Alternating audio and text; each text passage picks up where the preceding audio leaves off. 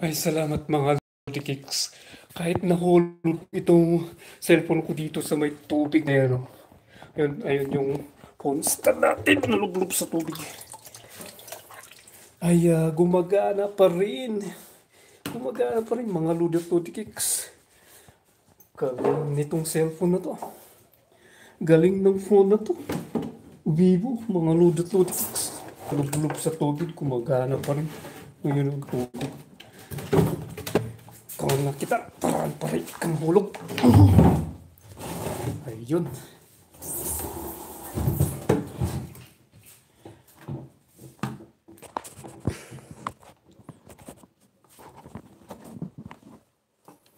Ayan, mga Lodikicks.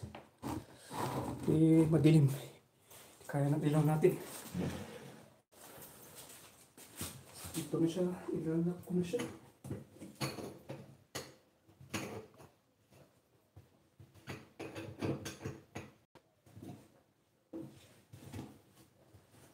Masakit ba? Ayun. Umikot. Ayun. Umikot na.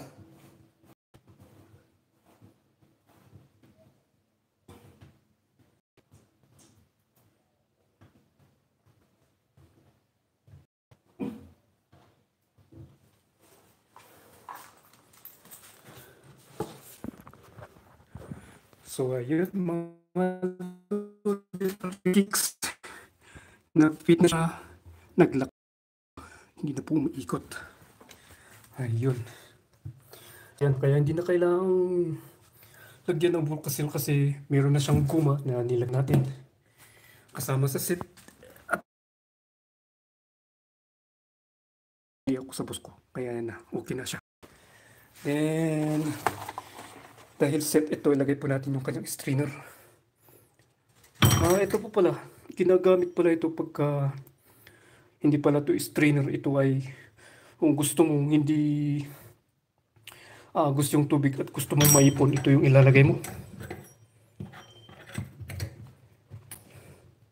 Subukan ka natin kung tama ako. So, kuha po tayo ng tubig dito.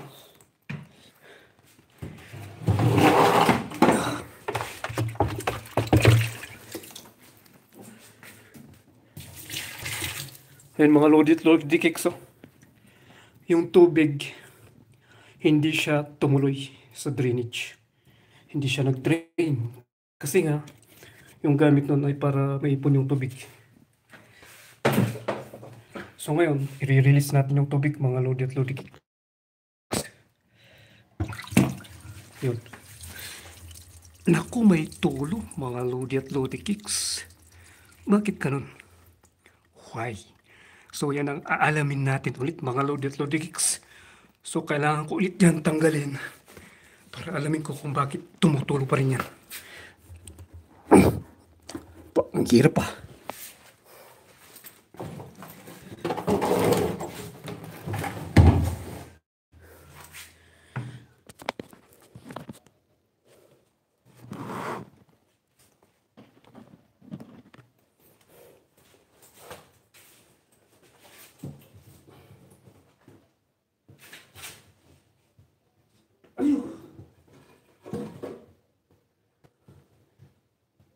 Hirap tanggal. Paglalak na.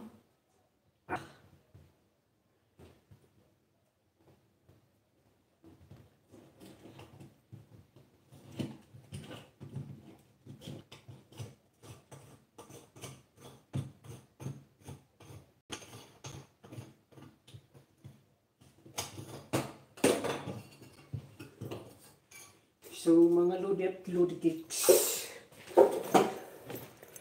Mga Lodikicks, bakit kaya may pa rin yun? Okay. Kailangan nating linisin tong nilagay nilang Volcasil kasi ito ang nagbibigay daan sa mga tubig para siya ay tumulo. So lilinisin ko.